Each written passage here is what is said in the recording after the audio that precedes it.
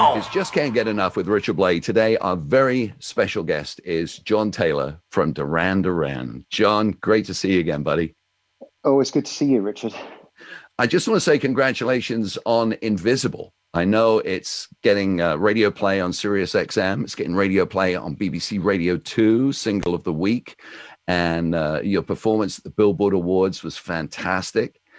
How is it for you putting out a new single these days? Well, I think putting out a new single in these days is unlike any other time before. The making of the song was, this whole album, we had, the pandemic came in, closed the studio doors. We put the music away for 9-10 months. We came back to it. Invisible was actually the first song that we wrote in sessions with Graham Coxon from Blur, he's the guitar player who's just roaring all through this song, and Errol Alkan, who is the producer on this particular track. It was the first thing that we did with those guys in sessions in London, now going back to over 2 years. When we came to consider the songs, the music that we had, and how we were going to finish it post-pandemic, Invisible just really stood out as sort of seemed to reflect a lot of the feelings that we were having, that people around the world were having after this experience that we've been through. And so it felt like the right song. I mean, typically Duran, come back with like a groove pop dance song. It would have felt a little tone deaf to have done that this time around. So we went with Invisible, and I'm glad we did. Are there going to be some songs from Duran we can dance to on Future Past? Definitely. I mean, I'm not saying you can't dance to Invisible. I think you can. I think you can dance to everything on the record, actually. In fact, it's really the producer story on this new record, the aforementioned Errol Alkan, who most of your listeners probably don't know. I mean, Errol's a working DJ. He's like a post-house techno DJ who's worked with the Killers. He has done some band production work, but he's mostly known as a DJ. And so this was we met him. We loved his energy. It was his thought to bring Graham Coxon in, but we're also working with Giorgio Moroder, who of course has been an influence on us since we were teenagers, and Mark Ronson, of course. So so this album is very much the DNA of this album, is very much the dance floor. Well, let's play that single right now for the listeners and put on Invisible. And then we're going to talk some more about Duran Duran and also your rich and storied history as well. But first, here it is, Invisible. It's Just Can't Get Enough with Richard Blade. Today we're talking with the great John Taylor, bass god, and that was Invisible. Was there anything special for you in the writing process or the playing process on this that's changed over the years, from John Taylor as the kid to John Taylor as the great musician? Well, I think what we tried to achieve with this song and generally throughout the new album, we've really focused on keeping the musical personalities sort of alive and present within the mix. And I think that, we all got caught up in the technological sort of advances in studio technology of the last 20 years, but one of the less sort of, one of the things that definitely happened, it's all about cutting and pasting. It's about sampling. It's really about making the musician's life as easy as possible. But then you tend to lose that personality. And I think, one of the things that we loved about the very early Duran records, Rio, for example, was, hearing Roger's very personable drums, by personable playing, Nick's keyboards, and, so we've really worked hard on this new record that you can, I feel that you can hear me very clearly. You can hear Nick very clearly. You hear Graham very clearly. And, and it gets harder and harder to do, because everything's just everything's programmed today, you know. Well, I can't wait to hear the entire album all the way through. One of the things with Duran Duran, you've got the new album coming out, Future Past. And talking of the past, June 15th is a big anniversary for Duran Duran. 40 years to the day from the release of the self-titled album. Incredible to be sitting here with you, John, and saying that, because I remember when we were kids, basically sitting there with TV cameras pointing and getting to know each other. 40 years to the day from that seminal album coming out. And don't we look well? You know, it's funny because when we were homing in on the 40th anniversary of the band a couple of years ago, and our manager was getting very excited and seeing that it was an opportunity to, you know, do all sorts of things to celebrate this anniversary. And at first, everybody was excited about it, and then as we got closer to the date, you know, it was like everybody lost enthusiasm, you know, lost the appetite, you know, and I feel that, you know, one of the things about Duran is that we've got this kind of eternal spirit of youth that, you know, we all work hard to maintain. And, you know, do we really want to, you know, is it really something that a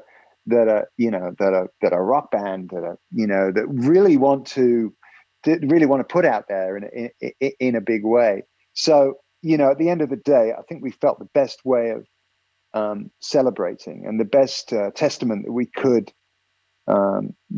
manage to as to how we managed to stay together and why we are still together was actually to put a new album out this year, and that is like the final and best, you know, celebration of our time together. Well, Duranis always look forward to new music. I mean, the last album was so well received. Paper Gods was a great step forward in the Duran legacy of music, and I think people are so excited about Future Past. Were you, I mean, you must have been excited with that first album and that first single, Planet Earth. I mean, what was going on inside you and also within the 5 members of Duran?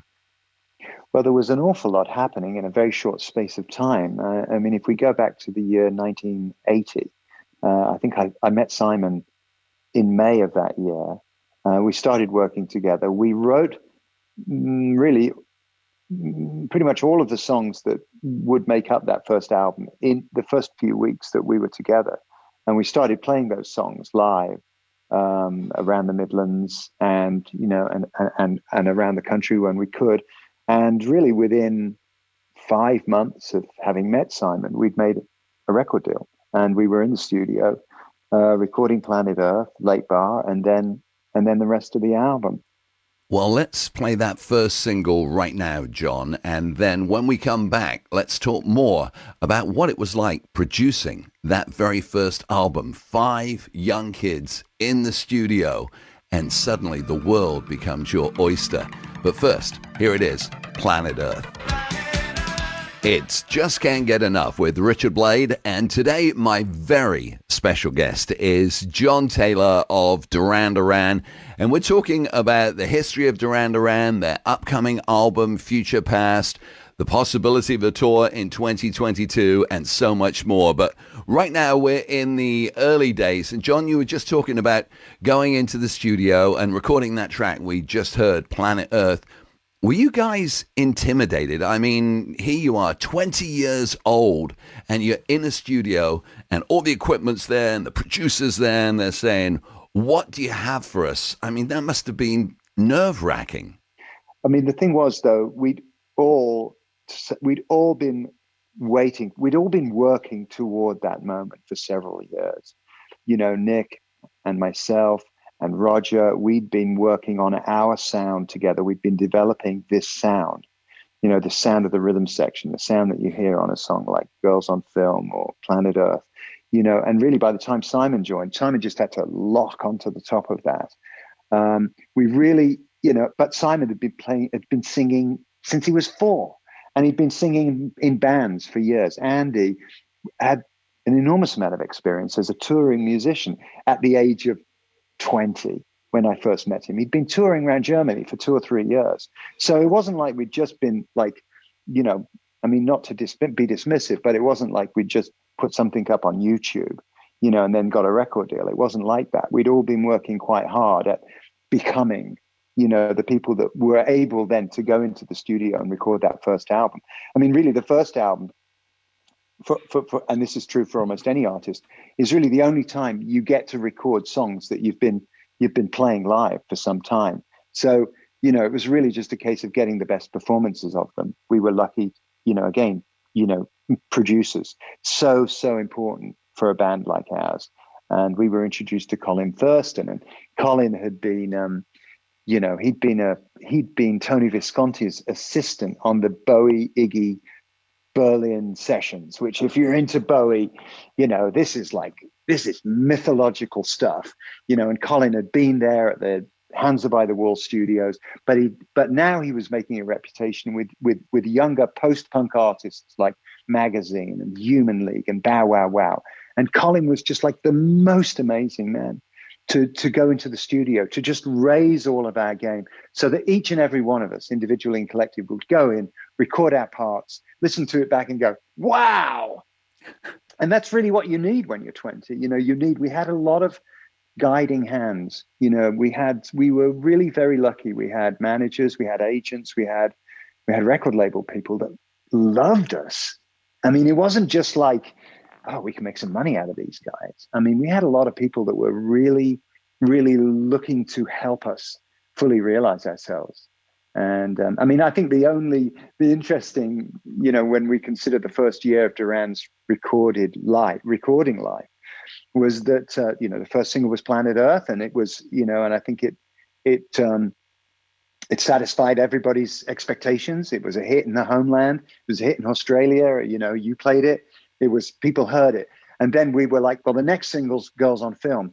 And the record label guy, said, no, we think it should be Careless Memories. And we were like, really? Well, okay. and they put out Careless Memories, and it was a flop. And there was a moment where it was like one hit wonder, was sort of floating around, floating around. But then, we started getting a lot of fan mail, and we started getting a lot of like teen press, and then they put out Girls on Film, and then we were off.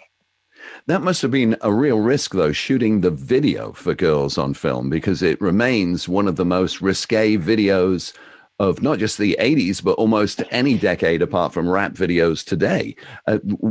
What was the thinking behind that? Well, if you remember, Rich, because, I remember when, that TV show that you used to be on. I mean, at the beginning of the 80s, there was a trend in this country for video disco, video discos, clubs with dance floors and big screens above the floor, right? So people were dancing to the new music, but they were watching the video. And and credit to our managers who saw that as an opportunity. And we'd had success with the night version of Planet Earth, which was like an extended disco version. I mean, these terms, kids, half the people that are listening, they're going to be like, what's a disco version? It'd be like, a 12-inch extended version of the song. You have the 3.5 minute long song, and then you stretch it out. You stretch out the groove. I mean, the disco artists had pioneered that stuff. We were really just imitating bands like Chic, who put their singles out on 12-inch vinyl for DJs. And we did that with Planet Earth, and it was a big success. So we did it again with Girls on Film, and we went into the studio and we recorded the version of the song that was the single, but then we recorded like a 6-minute long version of it for 12-inch release. And our manager said, let's do a video that really will cause a sensation in those video clubs. And so we went down this road of doing this really very kind of risque video. I mean, if I had $1 for every guy that come up to me over the years and said, oh man, I used to watch that, every chance I got, I used to watch that video. I mean, it's a bit cheesy in a way, but at the same time, it's kind of rock and roll, and there's some kind of amazing images in it, and it did the trick, and then I think like Playboy Video put it out or something like that, if I remember correctly. It's Just Can't Get Enough with Richard Blade. Today we're talking with John Taylor of Duran Duran, and that was Girls on Film, Duran Duran's second top 5 British hit, and a song that was a massive hit around the world, particularly in the clubs where the video was so important. And if you're talking about videos, you can't ignore the second album that had 3 of the most iconic videos of the 1980s, Rio, Save a Prayer, and Hungry Like the Wolf. And even today, those videos have stood the test of time. And when you turn them on, they're irresistible. You have to watch them. How have they held up for you, John? Yeah, well, I think we have to, I would definitely want to credit the team that built the album in the studio, firstly, because, if Hungry Like the Wolf, hadn't sounded the way that it sounded, or Save a Prayer hadn't sounded the way that it sounded, nobody would have cared about the videos. But, again, we everybody really stepped up to that second album. And you're right. And it doesn't always happen. It's really an acid test of an artist, of following that first album, which, really, whoever you are, you've been planning it your entire life. And it's an outpouring of ideas that you've had for a long time. Then that second album has to be turned around in quite a short period of time. You're then dealing with expectations, your own expectations, the audience's expectations, and to transcend, the first album takes a little bit of doing.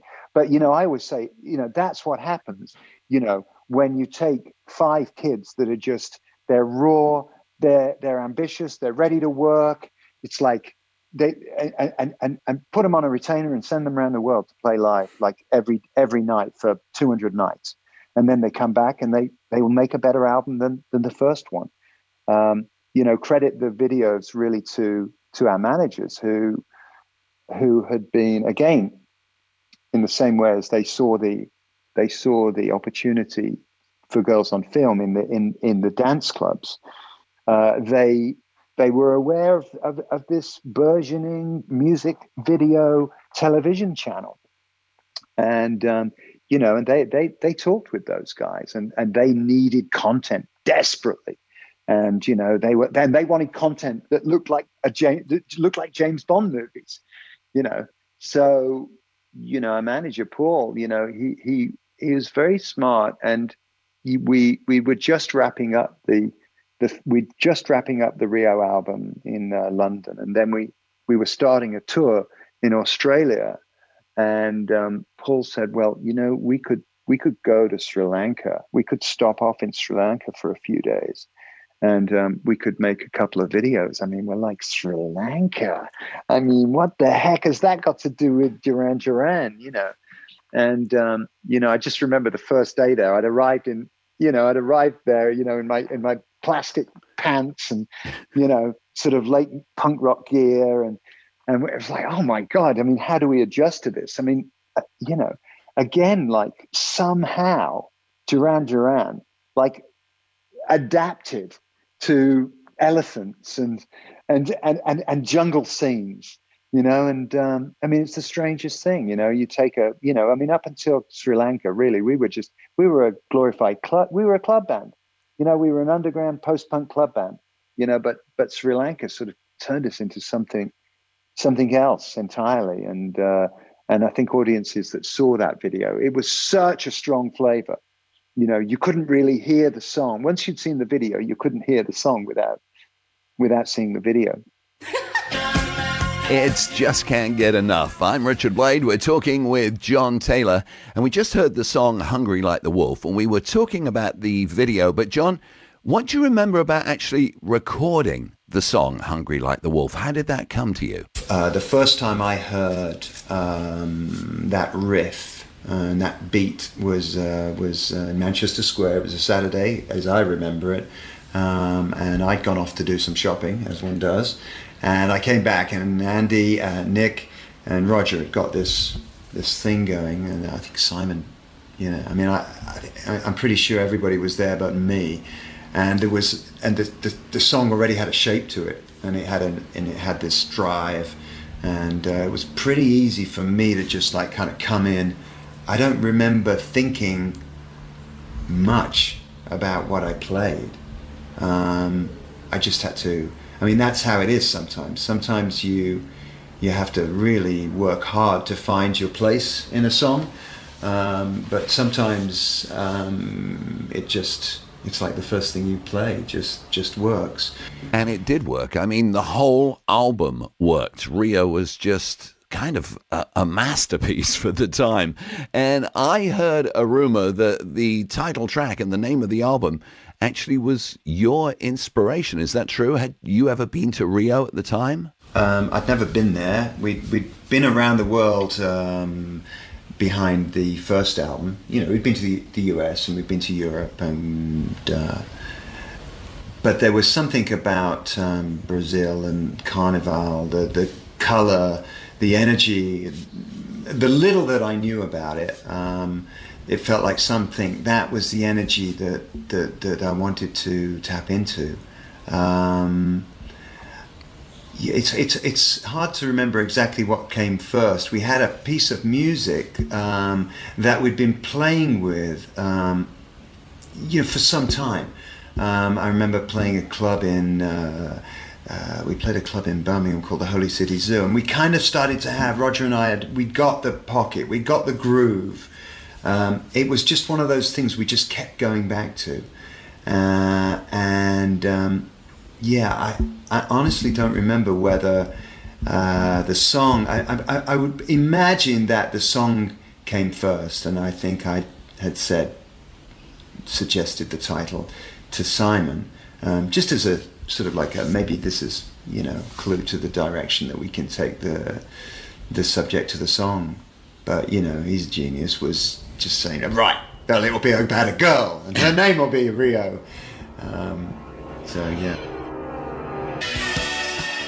It's Just Can't Get Enough with Richard Blade. Today we're talking with John Taylor of Duran Duran, who have a brand new album coming out this fall called Future Past. But right now we're going through Duran's history. We're in the stage of the album Rio. And on that particular track is one of the best ballads of the 1980s, Save a Prayer. And John, what do you remember about Save a Prayer, and what's it mean to you and the band? The song Save a Prayer started in our room off the Rum Runner. It started, Andy and Nick started, they worked out the chord progression. Perhaps one of the most distinctively keyboard lines is Nick's line on this. I mean, again, it's like that's where it begins. That's where it begins. And then, yes, as you say, it became this incredible video that nobody could ignore. It takes a village, to make an album like this, and everybody needs to show up, and Simon, fantastic. Again, a girl meets boy. It's the ultimate one night stand song. I mean, maybe that and Let's Spend the Night Together. I mean, those two songs, they say it all. It's about that's life on the road, and and I don't know that there's ever been quite as deeply sensitive a song about a one night stand as Save a Prayer, And I think that Simon, who is, he's one of the most lovely, sensitive guys you'd ever meet. He's trying, he somehow. He's managed to make. He's created one of the deepest, most loving lyrics about a one night stand. I love that, and everybody shows up to play, and we get to go to Sri Lanka with Russell Mulcahy, that we have a relationship with, who's already made 2 videos for the band in a studio in London, but now we're on elephants in Sri Lanka, and it's insane. And he is taking it. I mean, for him, it's an opportunity. Malcolm Garrett as well. One of the unsung heroes of that day. I mean, Malcolm was like the art director of that moment. It's just a package, that speaks of the zeitgeist of that moment. There is no more definitive work of art than that album from 1982. You will not find one. And I can say that it's not all about me. It's like there are so many people involved. I'm like just one of the guys of maybe 100 people. But participated in making that the epic that it was. And and that was the song it was a hit in the UK, but we had to reissue it. I think like after Arena came out, it was a hit in the US in early '84 maybe. But yeah, I mean it's, and then and then cut to the last 2 years. We've been playing that song on tour. We played it when Prince passed. You play it. you know, it's become a song that just. It's certainly not about one night stands anymore. It's about love and not forgetting. It's one of those songs that every band wishes they had in their back pocket. It's just that great a track, I think. Yeah. It's Just Can't Get Enough with Richard Blade. We are talking with John Taylor of Duran Duran. And at the moment, we're going through the Rio period. We just heard Save a Prayer, a romantic song about a one-night stand. And in the background, I can hear some sirens going on. I think the police are coming after us, John. But I would like to ask you about another track that always has stood out to me, particularly when it was played live. And I remember you doing this at the Greek Theatre and Simon spreading his arms when he was singing this particular song, and the crowd just adopting you as like the new band in America. I mean, it was just an amazing time. And that was New Religion as the sirens pound in the background. Was that something special for you? Yeah, I think New Religion is really, it's a real lyrical tour de force. I mean, this is, if ever you're going to blow your own trumpet, I guess this would be the time. But I really feel like, Simon is underestimated as a lyricist. And I think that he was, one of, if not the defining lyricists of this moment, like 82, 83, 84. And, and he had a way of mixing sort of surrealism with eroticism, with kind of anger and passion. I mean, everything was going on. I think New Religion is a fantastically interesting lyric. He called it a dialogue between the ego and the alter ego, which, quite frankly, at the time, none of the rest of us really knew what the hell he was talking about. I mean, it's only subsequently I've thought, man, that was deep. Mm-hmm. That was deep. And I think, there is, behind so many of these songs, you've got this sort of narrative of these kind of suburban kids, getting taken out of their comfort zone and going on this crazy ride around the world, which was, essentially what happened subsequent to the release of the first album, Girls on Film, Planet Earth, and a lot of what that meant and how that felt, and and I think that all of us, kind of had to wrestle with fame, and so I think that New Religion, yes, it's very much a kind of like a snapshot of what taking that fame trip could be about. It's Just Can't Get Enough with Richard Blade. Today we are talking with John Taylor of Duran Duran. And while we were playing New Religion, John had been talking about fame. And John, I wanted to ask you, fame came to Duran Duran very quickly, particularly with the second album. I mean, you were a pin-up around the world. You were on MTV, you were on Video One, you were on Friday Night Videos. That must have been a real head trip. And were there any surprises that all this intense fame brought to you? Well, there was a lot of things that went down. I mean, it was bloody exhausting, for one thing, but I mean, nobody can really prepare you for it. You know, it's you have no sense of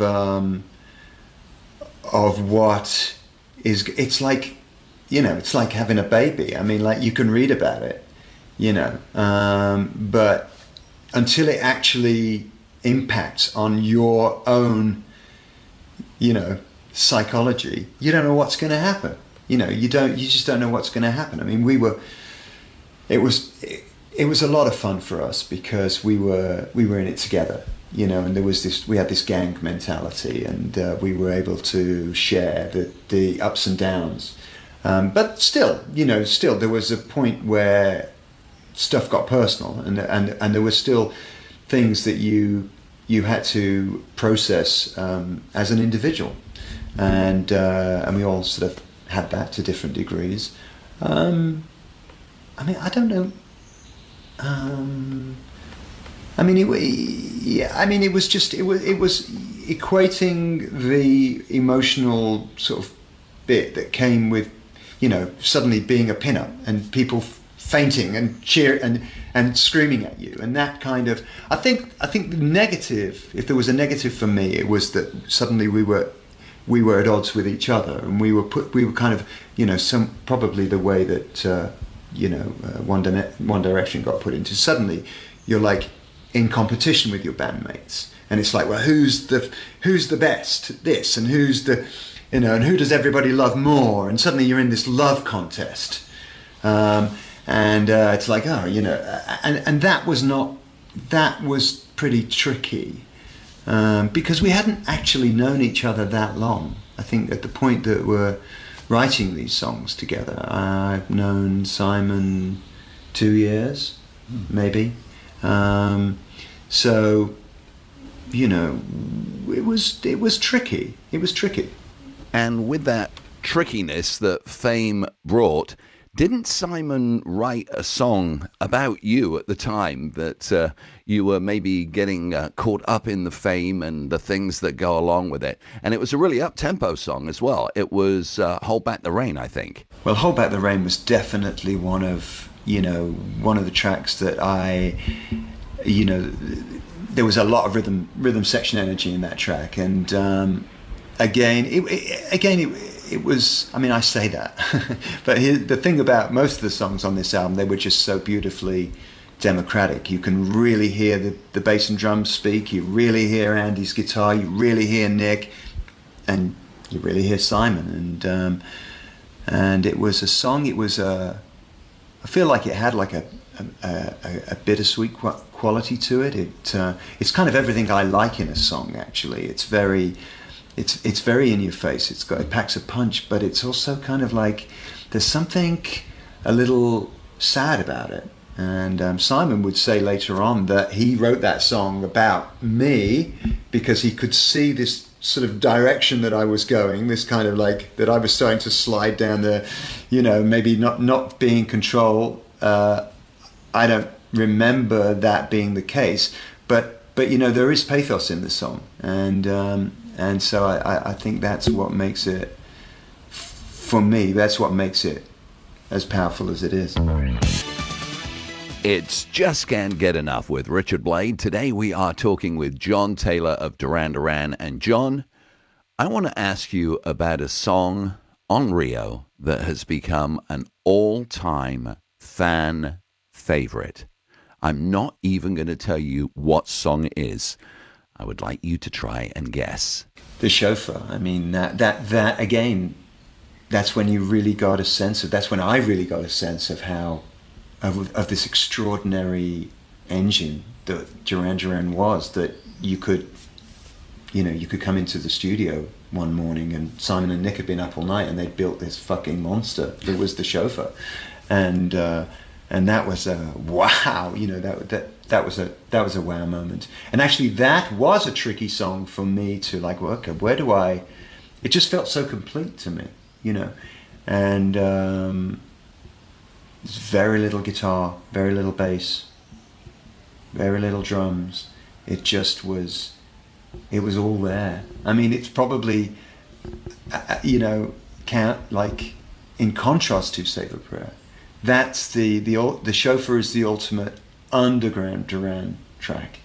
That's the track that everybody that isn't a Duran fan says that's my favorite song. It's the dark side. And I mean, you know, Rio you think of as being a very upbeat album. We talked about the sort of ethic of the project at the beginning. We talked about Rio, the city, the carnival, the color, the movement, everything, sex, and that being the guiding spirit for the album project. But then you have a song like The Chauffeur, which is one of the darkest, most sort of David Lynchian, Badlands kind of fucked up mess of a track, you know, that you will hear. And so, you know, and I think that a friend of mine, Daniel Abraham, who produced a couple of the later albums, he always used to say that every masterpiece has to have one track for the intellectuals. And I remember he used to say Bridge Over Troubled Water was his example, where he would say, so long Frank Lloyd Wright.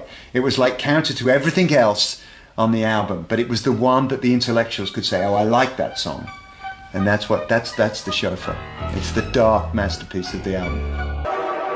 It's Just Can't Get Enough with Richard Blade. Today we're talking with John Taylor. And John, that was obviously, as we talked about, one of the all-time fan favorites, The Chauffeur from Rio. But the great thing about Rio is the depth of the songs and the songwriting. I mean, you've got the up-tempo tracks like Rio and Hungry Like the Wolf and Hold Back the Rain and My Own Way that you can dance to. And then you've got those deeper tracks, love songs like Save a Prayer and something very, very different, The Chauffeur. But there's another track in it which always speaks to me, Lonely in Your Nightmare, which is so different. I mean, how did these different songs come about for Duran Duran? I mean, the recording process of Rio must have been very different for you. You know, some of the songs were demoed. We went back to Birmingham. We had a rehearsal room at the Rum Runner, which was where we developed the sound that became the first album. And after we'd got done promoting the first album, traveling around the world, we went back to the Rum Runner and started to think, play, talk about what the next batch of songs were going to be like. And we also did some writing and demoing. EMI had a studio in the basement of their offices in Manchester Square. We did some there as well. Lonely in Your Nightmare, I can't remember exactly where it was initiated. I mean, from my point of view, the interesting thing was the overlay of the fretless bass and the regular bass. I was still sort of flirting with fretless bass. I was a fan of Mick Kahn in Japan, and I kind of liked the idea of having some of that feeling there. But I never really got on top of it in the way that he did. But we kind of had the basic groove to this song, and I overdubbed the fretless, and that was my.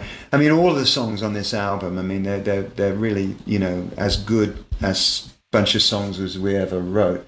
But I think also every one of us is playing at the edge of our skills. You know, everybody's putting everything that they've got into every song. So it's like, okay, guitar player, what have you got? How much have you learned so far? What can you bring to this song? Okay, Mr. Bassman, what have you got? Well, I can do this, you know, and I can do this. Okay, great, we'll take it, you know, and so, you know, that became so this song had a particular color to it. It's a romantic song. People liked it.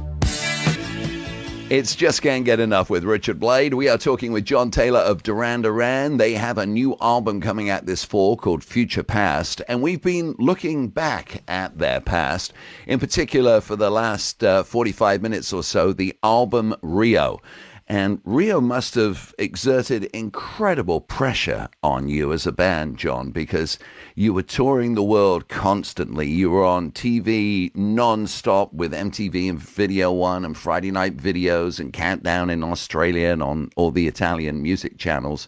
And you were with each other 24 hours a day. Is that when the pressure really got on top of Duran Duran?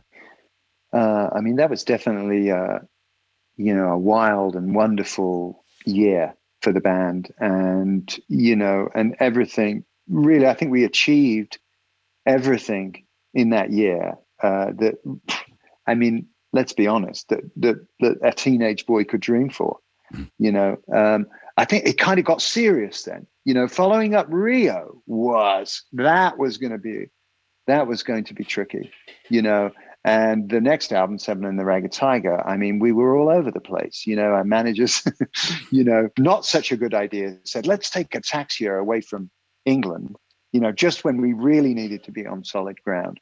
We then started this peripatetic traveling of just like, well, we go to France and that didn't really work. So we went to the Caribbean. That didn't really work. We ended up in Australia and, we just about managed to get Seven and the Ragged Tiger finished. But by the time we'd finished that album, we were just at it was one, this happens like every 5 years. We were at each other's throats, and we just about managed to get out on the road, but then we needed to, then we had to take some deviations in the journey. And that was Arcadia and Power Station, right? Yeah.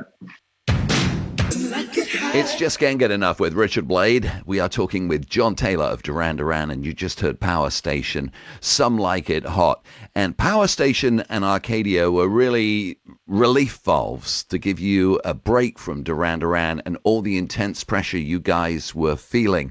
And in 1984, as the year was coming to a close and you were kind of at each other's throats, you were also one of the biggest bands in the world. And Bob Geldof once told me that Band Aid and subsequently Live Aid would not have happened without two groups or two acts signing on, one of them being Sting and the other Duran Duran. Without you, there would have been no Live Aid. There would have been no Band Aid. That's amazing to hear. And you know what? Without Simon, Duran would not have done it. I mean, I was like, I'm not sure. I mean, is that really? I was so up my own wherever. I wasn't sure. And Simon said, no, we have to do this. We're doing it. And I mean, I don't think any of us really realized what we were getting into, and what an extraordinary experience. I mean, Band Aid and subsequently Live Aid would be for really everybody that took part in it. I mean, it was a game changer, and and it changed the direction of the direction of the culture. I mean, it had been going one way up until Band Aid and Live Aid, and then I feel it took a very different course after that, and it kind of caught us unawares. Really, we were participants in Band Aid and Live Aid, but then music, everybody. It was like kind of like where we are now in a way, in that it doesn't matter who you are, what you do musically or artistically, you kind of have to take into consideration certain social and cultural issues. You just can't be blind to certain concerns, and we in our first few years of our career, we hadn't been a socially conscious band at all. That wasn't what we were about. It was like we were who we were. We were as a result of, we were expressing a certain freedoms that were new, but we didn't, whereas, Sting and U2 and, music became about something more than just music subsequent to Live Aid. Yeah, and you were definitely at the forefront of that movement. And when you went on stage in Philadelphia, you also were the band that had a James Bond theme that went to #1 on the charts. No other act had ever gone to #1 on the Billboard charts with a Bond theme. And here you were, 2 years before, you were being told, let's do videos that would be like James Bond. And suddenly you are the representation of 007. Yeah. I mean, it was difficult. Live Aid was quite difficult for us. We'd been in these separate camps. Andy and I had been on the road with Power Station. Simon, Nick, and Roger were in Paris recording Arcadia. And we came together in Philadelphia a few days before the concert. And we'd never played A View to a Kill live as a band before. And so we had to kind of relearn how to be a band again very quickly. And, and we walk out on stage and play this song that we'd never played before in front of the largest audience that we'd ever played to, that any of us had ever played to, somewhat self-consciously. I don't think any of us watched that performance for about 20 years. And then, finally, one by one, we all watched it and said, actually, it was kind of cool. it was kind of amazing. But, at the time we were just like, oh my God. We blew it. So I am going to jump way ahead. When Duran had ups and downs, you'd had moments where perhaps the band wasn't going to continue, but suddenly you come back with what's known as the wedding album and 2 singles that were inescapable on radio, and stations that wouldn't normally play Duran Duran were suddenly playing Come Undone and, of course, Ordinary World. Was that a big turning point for the group? The success of Ordinary World was massive, because the big criticism, what people would say to put the band down was, oh, they're an 80s band. They're an 80s. They're just 80s, like it was, like there could be nothing worse. And, and I remember hearing Ordinary World on Radio 1 in London, and I guess it must have been late January 91, I think. And I was like, yes, we've got a foothold in another decade.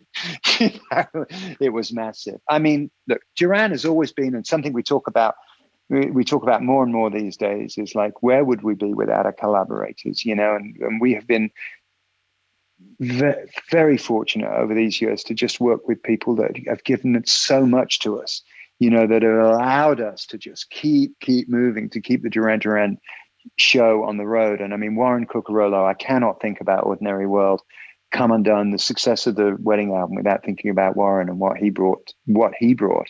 And Warren had first played with us on Notorious. I mean, how Warren came into the band was really interesting, and is telling of something that could not happen today.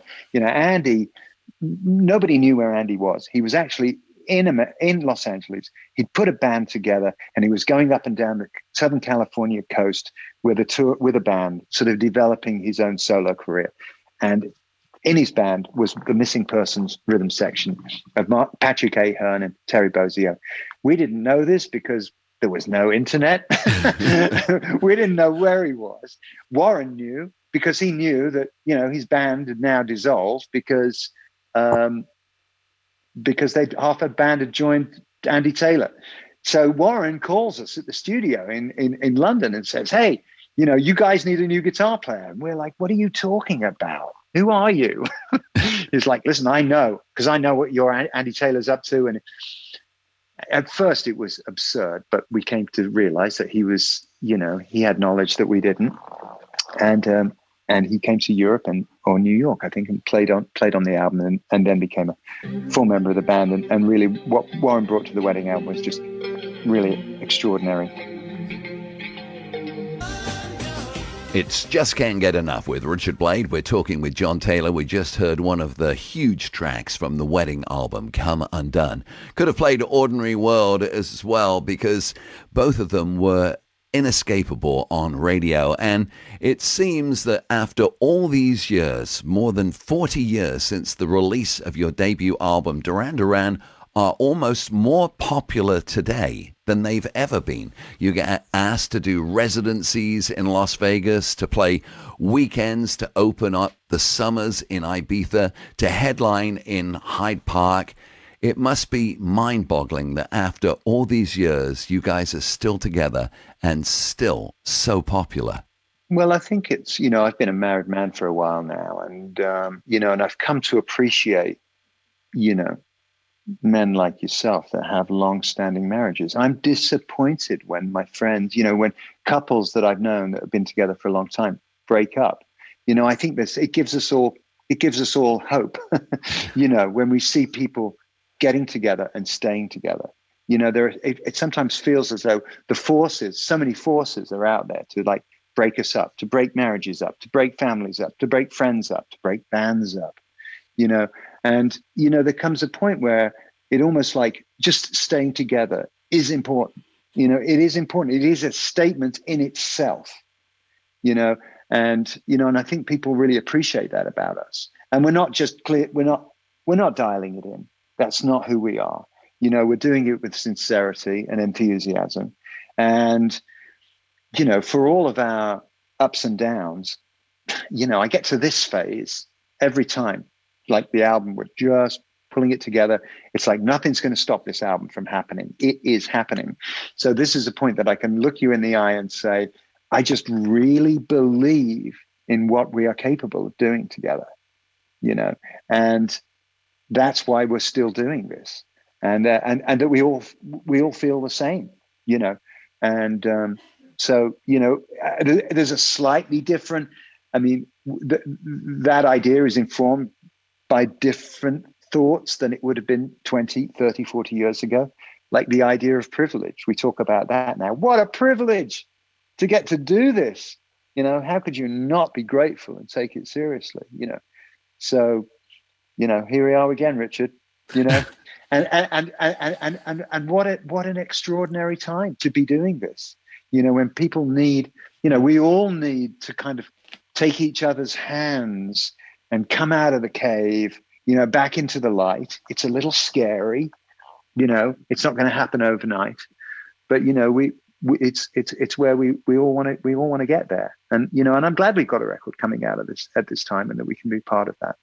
Well, we're excited to get Future Past in its entirety and to be able to play it, John. And we're excited that Duran Duran are still around, still so good, and amazing musicians now. I always say to people, see Duran Duran, because they've got so many years of experience of learning their craft, of learning their stage show, of learning their instruments. And you guys never disappoint, whether I'm seeing you outside a festival, where I'm seeing you on stage at the Cosmo, it doesn't matter. You really deliver. And I love the way you work in Bowie tributes into the show and everything. And I know we're running out of time and we're going to be cut off. So I want you to choose a song from Duran Duran, maybe a deeper cut, any song from Duran Duran, just to give to the Duranis who are listening and going, oh, you're talking with John again. Yes, because we love him. We love the band, and we love what you've given us over the years. So what would you like to leave us with on Just Can't Get Enough? Thanks, Richard. Well, I'm going to take this opportunity to play 5 years.